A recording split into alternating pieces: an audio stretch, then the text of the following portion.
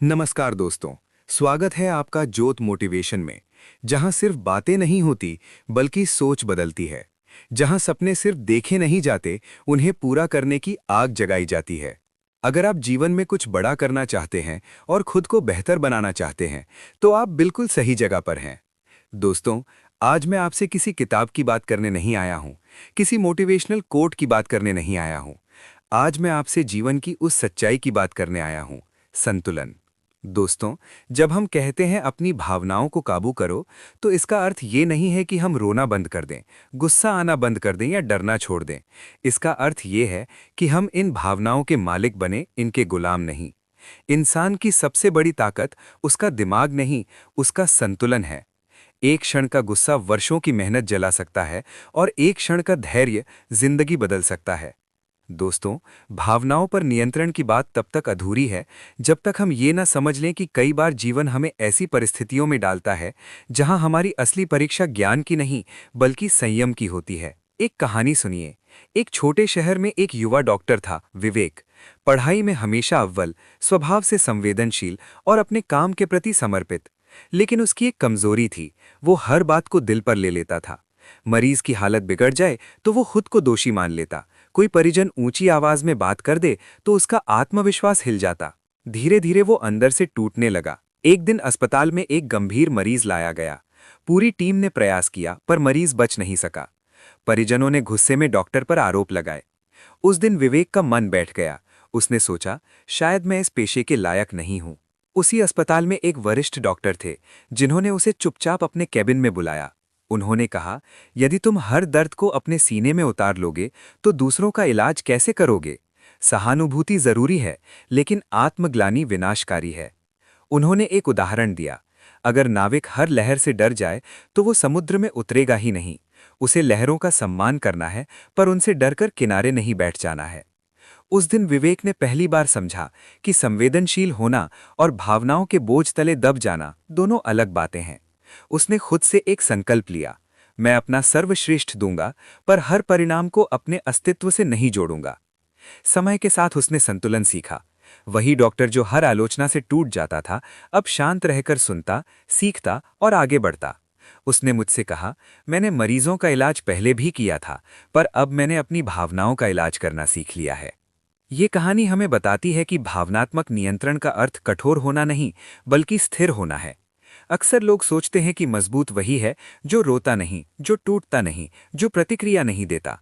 पर सच्ची मजबूती ये है कि आप भीतर की हलचल को पहचानें और फिर भी सही निर्णय लें। एक और प्रसंग देखिए। एक महिला उद्यमी थी जिसने अपने जीवन की सारी बचत लगाकर एक छोटा स्टार्टअप शुरू किया। शुरुआती महीनों में नुकसान हुआ, साझेदारों ने साथ छोड़ दिया, परिवार ने ताना दिया, कहा था मत करो। वो रातों को जाग कर रोती, पर हर सुबह खुद को संभाल कर ऑफिस जाती। एक दिन उसने महसूस किया कि उसका असली संघर्ष बाजार से नहीं, उसकी निराशा से है। उसने अपने विचारों को लिखना शुरू किया। वो हर नकारात्मक भावना को कागज पर उतारती और उसके सामने समाधान लिखती। धीरे धीरे उसकी सोच स्पष्ट होने लगी। उसने अपनी रणनीति बदली, नए लोगों से जुड़ी और 2 साल बाद वही कंपनी लाभ में आ गई। जब उससे सफलता का राज पूछा गया तो उसने कहा, मैंने हार को नहीं हराया, मैंने अपनी हताशा को हराया। भावनाएं हमारे जीवन का ईंधन है। यदि सही दिशा में लगे तो हमें ऊंचाइयों तक ले जाती हैं, और यदि अनियंत्रित हों तो हमें भीतर से जला देती हैं। गुस्सा हमें अन्याय के खिलाफ खड़ा कर सकता है, पर वही गुस्सा यदि विवेक खो दे तो रिश्ते तोड़ देता है। डर हमें सावधान बनाता है, पर वही डर यदि हावी हो जाए तो अवसर छीन लेता है।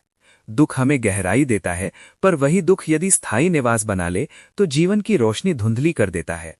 इसलिए नियंत्रण का पहला कदम है स्वीकार करना। जब आप कहते हैं हाँ मैं अभी गुस्से में हूं, तभी आप गुस्से से अलग खड़े होते हैं। जब आप कहते हैं मुझे डर लग रहा है, तभी आप डर को पहचानते हैं। पहचान ही नियंत्रण की शुरुआत है। एक शिक्षक अपने विद्यार्थियों से कहा करते थे, भावनाएं मेहमान हैं, उन्हें आने दो, पर घर की चाबी मत दे दो। ये वाक्य साधारण है, पर जीवन बदल सकता है, क्योंकि समस्या भावनाओं के आने में नहीं, उनके स्थायी मालिक बन जाने में है। यदि आलोचना आए तो उसे जांचिए, पर उसे अपनी पहचान मत बनाइए। यदि असफलता आए तो उससे सीखिए, पर उसे अपना परिचय मत बनने दीजिए। याद रखिए, आपकी भावनाएं आपकी स्थिति बता सकती हैं, आपकी क्षमता नहीं। अंततः जीवन में जीत उसी की होती है जो खुद को संभाल लेता है। परिस्थितियां हमेशा आपके अनुसार नहीं होंगी, लोग हमेशा आपको समझेंगे नहीं, परिणाम हमेशा आपके प्रयासों के अनुरूप नहीं आएंगे। पर एक चीज हमेशा आपके हाथ में रहेगी, आपकी प्रतिक्रिया। यदि आप प्रतिक्रिया को नियंत्रित कर लेते हैं तो आपने आधी लड़ाई जीत ली। और यही इस पूरी चर्चा का सार है। जो स्वयं को जीत लेता है उसे दुनिया की कोई हार पराजित नहीं कर सकती। संयम कोई साधारण गुण नहीं, ये चरित्र की पराकाष्ठा है। इसलिए जब भी अगली बार भावनाएं उफान पर हों, खुद से कहिए, मैं इन भावनाओं को महसूस करूंगा पर इनसे नियंत्रित नहीं होऊंगा। क्योंकि अंत में जिंदगी की दिशा परिस्थितियां नहीं, आपका संतुलन तय करता है। मैंने एक व्यापारी को देखा जो अपनी मेहनत से छोटा कारोबार खड़ा कर चुका था, लेकिन उसका स्वभाव अत्यधिक क्रोधी था। कर्मचारी छोटी सी गलती करते और वो सबके सामने उन्हें अपमानित कर देता। धीरे धीरे लोग उसे छोड़कर जाने लगे, कारोबार गिरने लगा। एक दिन उसका सबसे भरोसेमंद कर्मचारी भी नौकरी छोड़ गया। जाते जाते उसने सिर्फ एक वाक्य कहा, साहब, नुकसान बाजार ने नहीं किया, आपके गुस्से ने किया। उस रात वो व्यापारी सो नहीं पाया।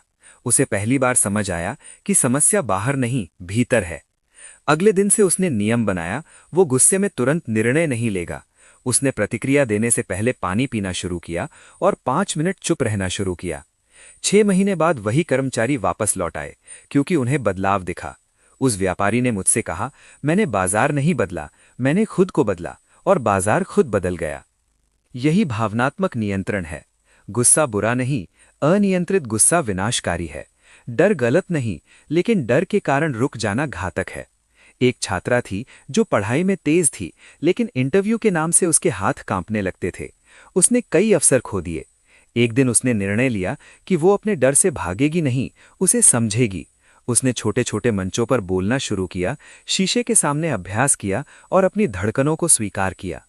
पहली बार जब वो बड़े इंटरव्यू में गई तो दिल फिर भी तेज धड़क रहा था, पर इस बार उसने खुद से कहा, डर, तू मेरे साथ चल सकता है पर मेरे आगे नहीं चलेगा। उसे नौकरी मिल गई। बाद में उसने कहा, मुझे सफलता ने नहीं बदला, मैंने डर से अपना रिश्ता बदल लिया। जीवन में अक्सर हम भावनाओं को दबाने की कोशिश करते हैं, पर दबाई हुई भावना अंदर ज्वालामुखी बनती है। एक पिता ने गुस्से में अपने बेटे से कह दिया, तुम निकम्मे हो। शब्द हवा में गायब हो गए, पर बच्चे के मन में स्थायी हो गए। वो हर असफलता पर वही आवाज सुनता। वर्षों बाद उसने एक डायरी में लिखना शुरू किया, मैं एक शक्तिवान हूं, मैं सीख सकता हूं, मैं बदल सकता हूं। धीरे धीरे उसका आत्मविश्वास लौटा।